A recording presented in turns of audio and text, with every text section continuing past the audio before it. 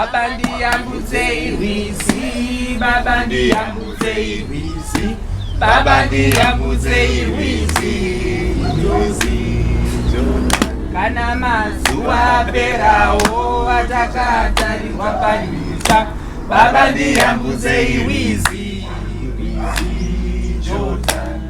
Haleluya, amen. Haleluya, amen. Inonzwa kufara nesangano reseketi yedu ino yekuchitumbisa. Haleluya, amen. Segrupu ino makarongeka kana pazvegumi. Haleluya, amen. Baba mudhikoni, muchipedza sangano motaura kane mukomana uyu nekuti vanhu vanouya vaine tinted hair like finished mango sesangano ina handizvikwanisi. Haleluya, amen. Haleluya, amen. Tisati taenda mberi nemaprayers, toda kuti tizvichenure. Chakanaka ngechekuti vamwe vakazvichenura zvavo last week vakataura, vamwe vaiuya vachindiudzawo zvavanoita.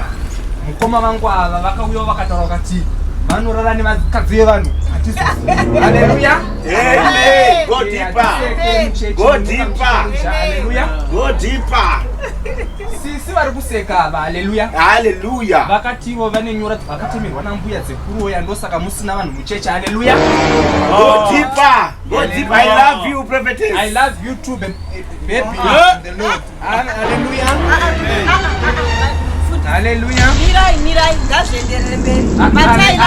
Mugari musimuki pandinoparidza. Aiwa, matitofanirwa kureurura kereke ienderere mberi. Takachena mofunga kuti handizvizivi zvamunoita nababa mudhikoni. Haleluya, zvamunoita nababa mudhikoni. Ndati mudhikoni nyararai.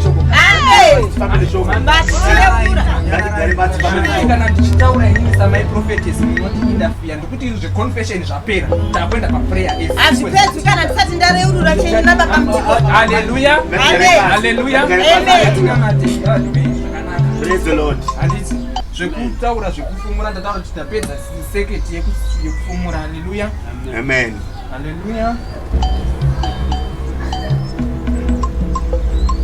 Tina matiredi zvine kupera.